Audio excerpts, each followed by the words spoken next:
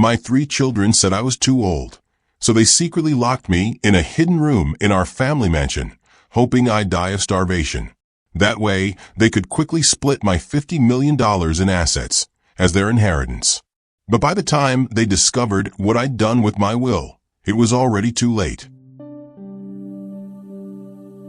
At 73 years old, I thought I had seen every kind of betrayal the world could offer.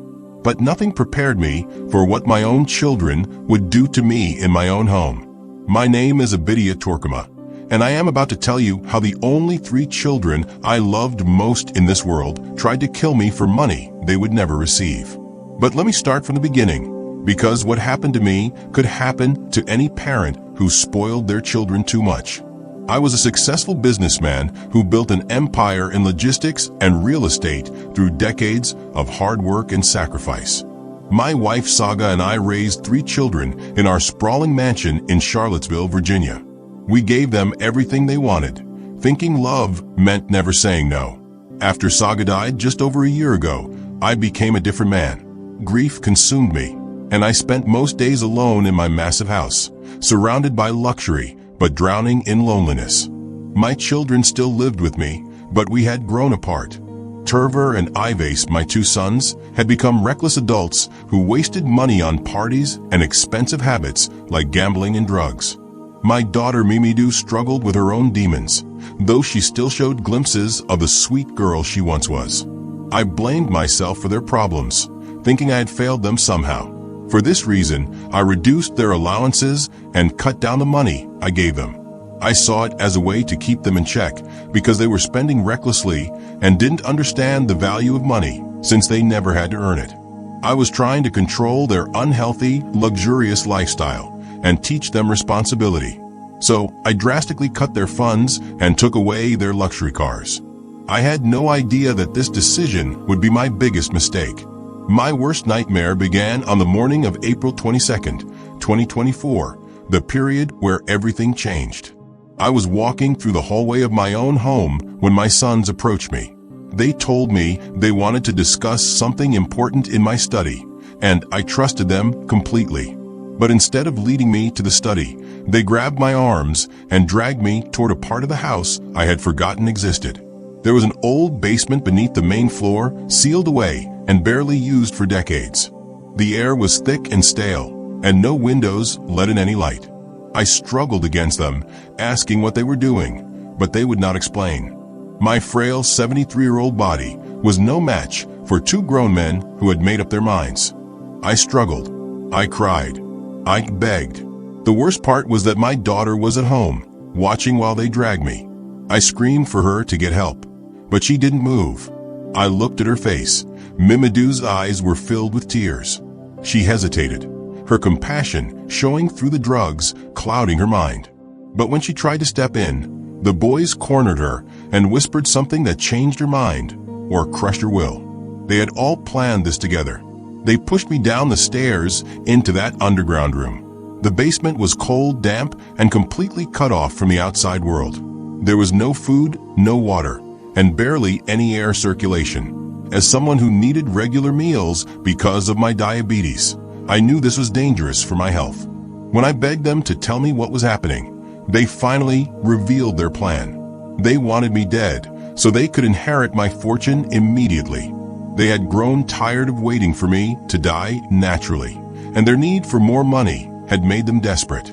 The betrayal cut deeper than any physical pain. These were not strangers or business enemies trying to hurt me.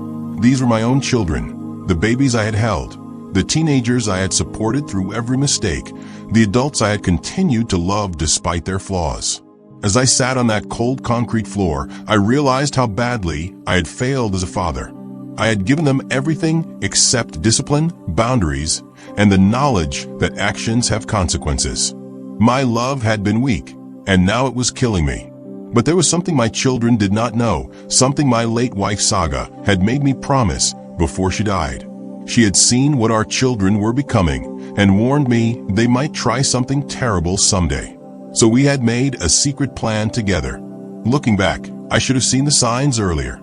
The way they whispered when I entered rooms, the way they asked about my will, the way they seemed more interested in my money than my health. But love makes us blind to the truth we do not want to see. As I lay there in that basement, weak and confused, I wondered if this was really how my life would end. Alone, betrayed, and killed by the very children I had sacrificed everything to protect and provide for. But sometimes, the darkest moments reveal the strongest parts of ourselves we never knew existed. For whole days passed. I was in that underground prison for 4 days without food or water, and I felt my strength leaving my body with each passing hour. My diabetes made everything worse, and without food or water, I was fading fast. I drifted in and out of consciousness, wondering if anyone would ever find me. Then I heard footsteps above my head, followed by the sound of the basement door creaking open. Someone was coming down the stairs, and my heart jumped with hope that maybe rescue had arrived. It was Mimi Do, my daughter. She stood at the bottom of the stairs, looking at me with tears in her eyes. For a moment, I thought she had come to save me, that her conscience had finally won over her greed.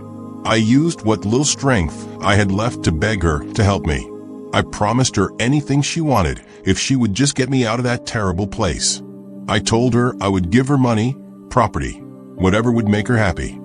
But her response crushed what remained of my hope. She told me she was sorry, but they had to go through with their plan. She had only come to check if I was still alive, not to rescue me. She even offered to help me die faster, to make it look like I had taken my own life. That was the moment I stopped begging and started thinking. As I looked at my daughter standing there, torn between guilt and greed, I remembered the secret plan my wife Saga had made me promise to follow. Before her death, Saga had insisted that I remove all 3 children from my will and leave everything to charity instead. This was not because we truly wanted to give our fortune away, but as a strategy to teach our children responsibility. The plan was simple but clever. I would threaten to leave them nothing, giving them 2 or 3 years to prove they could change their ways. If they went to rehabilitation programs, overcame their addictions, and became responsible adults, then I would put them back in the will. If they did not change, they would receive nothing. Now, lying in that basement with my own children trying to murder me, I realized they had no idea that killing me would give them nothing anyway. The irony was almost funny, if it were not so tragic. I considered telling Mimi Do the truth about the will, but I worried she might tell her brothers and put me in even more danger. So I decided to take a calculated risk that might save my life. I revealed to her that the current will left everything to charity because of their behavior over the past few years. But then I offered her a deal that I hoped would appeal to her greed and turn her against her brothers. I told her that if she helped me escape, I would change the will to give her 30% of my assets, while the remaining 70% would still go to charity. This would leave her brothers with nothing, but she would become wealthy beyond her dreams. I watched her face carefully as she processed this information. I could see the conflict in her eyes as she weighed her loyalty to her brothers against the promise of inheriting millions of dollars. But Mimi Do surprised me with her response. She agreed to help me, but only if I would make her the sole beneficiary of 100% of my inheritance. She wanted everything for herself, with nothing going to charity and nothing going to her brothers. She promised to convince her brothers that they were never meant to inherit anything anyway, making them believe that killing me would be pointless. She planned to tell them that I had agreed to include them in a new will, but secretly she had negotiated to receive everything herself. Her greed had transformed her into someone willing to betray not just her father, but her own brothers as well. I agreed to her proposal because I had no other choice, but I was already planning my real revenge. When she finally brought me upstairs and gave me food and water, I began to regain my strength and think more clearly. I had to decide whether to call the police immediately or find a way to outsmart my children completely. That decision would determine whether justice would be swift or whether my revenge would be perfectly calculated. Now, before we proceed, it's very important to say that if you're enjoying this story, please take a moment to like the video and subscribe to the channel. By liking, subscribing, and even leaving a short comment of where you are watching from, you are helping me grow this channel. so that other seniors like you can find this video and learn the graceful wisdom tips that it offers. I share real stories from elders who face tough situations just like this. These stories aren't just for entertainment. They're meant to help us learn and grow wiser as seniors. We can sometimes become vulnerable, and that's why it's so important to learn from the experiences and mistakes of others. Together, we can protect ourselves and protect each other through shared wisdom. Now back to our story. As I sat in my living room, finally able to think clearly after days of starvation, I faced the biggest decision of my life. Should I call the police immediately and have my children arrested? Or should I wait and execute a more complete form of justice? My main concern was protecting myself from retaliation. If I called the authorities right away, my children might find ways to escape serious consequences or even blame me for their actions. I needed a plan that would expose their true nature completely. While I was considering my options, I heard a car pulling into the driveway. My two sons had returned from wherever they had been, and they were shocked to see me sitting comfortably on the couch instead of dying in the basement. They immediately tried to drag me back downstairs, but Mimidu stopped them with loud protests. She explained that there was no point in killing me because I had revealed that they were not included in my will anyway. She told them that I had agreed to call my lawyer and add all their names to a new will, giving them equal shares of my inheritance right away instead of waiting until I was dead. She made it sound like I was willing to cooperate in exchange for my life, but I could see the suspicion in my son's eyes. They questioned whether I was telling the truth or just trying to talk my way out of the situation.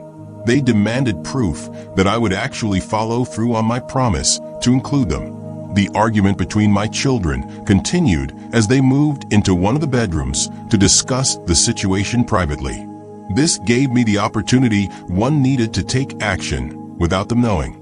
I saw one of my household staff members, Mandy, entering the house, and I quickly intercepted her before she could go any further. I asked her to leave for the day and requested to borrow her mobile phone, promising to explain everything later. The confused woman handed over her phone alongside the password and left as I had requested. Meanwhile, my children were still arguing loudly in the bedroom about whether they could trust my new promises. When they finally returned to the living room, they had decided they did not believe my story about changing the will. My sons grabbed me once again and dragged me back to the basement, but this time they secured the door with a heavy padlock. Their plan was to starve me to death slowly, making sure that Mimidu could never reach me again to interfere with their scheme. They thought they had sealed my fate completely, but they had made one crucial mistake. I still had the borrowed mobile phone hidden in my pocket, and I had managed to keep it secret from all three of them during the chaos. After they locked me in and left the house, I pulled out the phone and considered my options.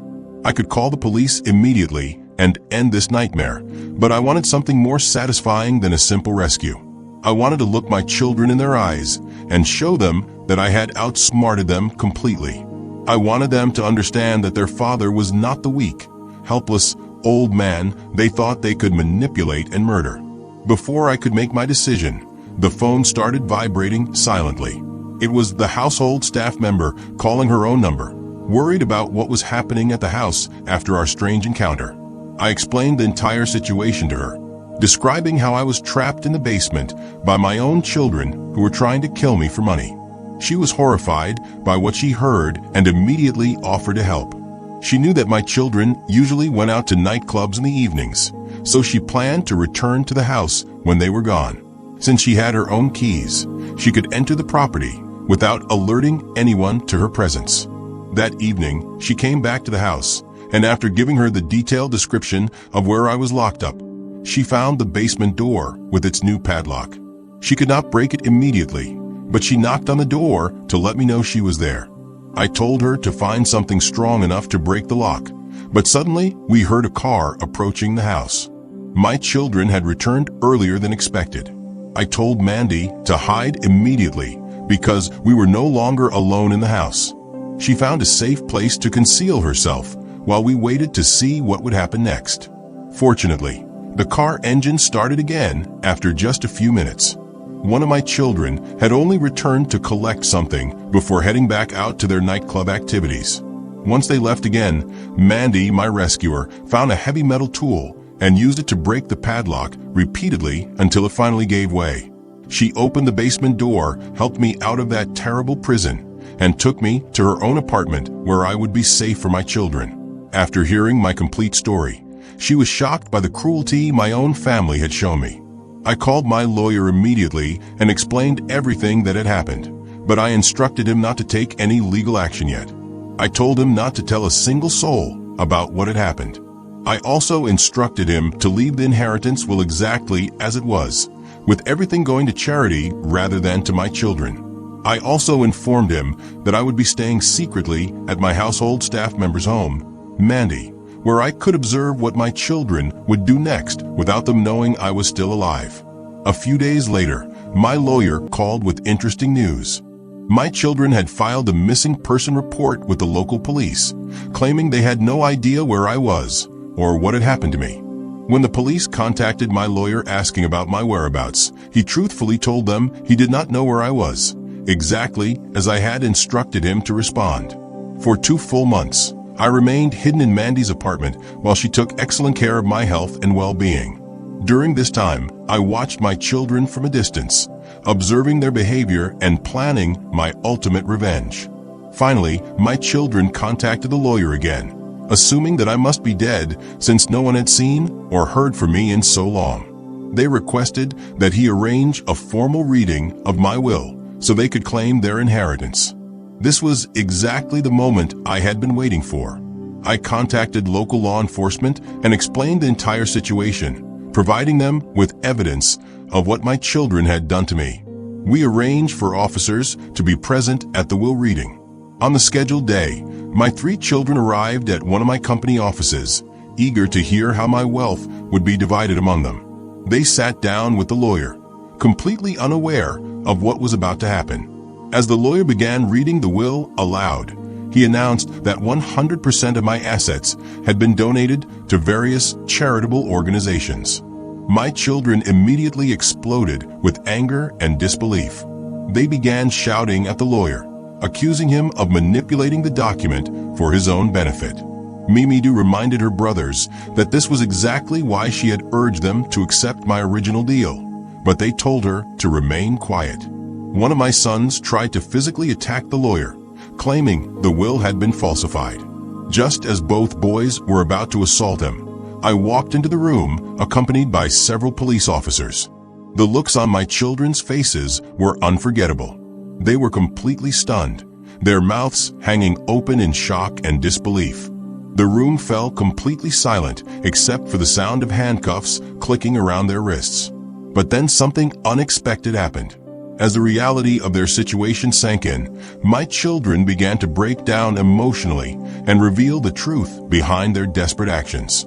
My eldest son confessed that he owed $500,000 to dangerous drug dealers who had threatened to kill him if he did not pay them back quickly.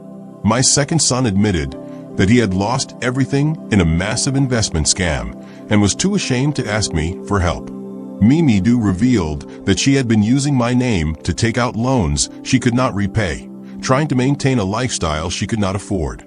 As I listened to their confessions, I realized that their evil actions had grown from fear, shame, and pride rather than simple greed. They had been too afraid to ask their father for help, choosing murder instead of honesty. In that moment, watching my children being arrested while crying and begging for forgiveness, I felt something worse than betrayal. I felt guilt, wondering if I had failed them as a father by not teaching them that they could always come to me with their problems. Sometimes the greatest tragedy is not the crime itself, but understanding that it could have been prevented with better communication and trust. This story teaches us several important lessons about family relationships and parenting. 1. Unconditional love without discipline breeds entitlement. You must understand that love without boundaries often creates entitled children who cannot handle real-world consequences. 2. Shame can lead to destructive choices. When family members feel too ashamed to ask for help, they may choose destructive paths that hurt everyone involved. 3. Clear communication prevents tragedy. Clear communication about expectations and consequences prevents misunderstandings that can lead to tragedy. 4. Open dialogue builds life-saving trust. Teaching children that they can always come to their parents with problems, no matter how serious, creates trust that can prevent desperate actions. Comment what resonated most with you from this story. Like and subscribe if you want more content like this that helps you learn from the experiences of other seniors. Until next time, keep living with grace and purpose.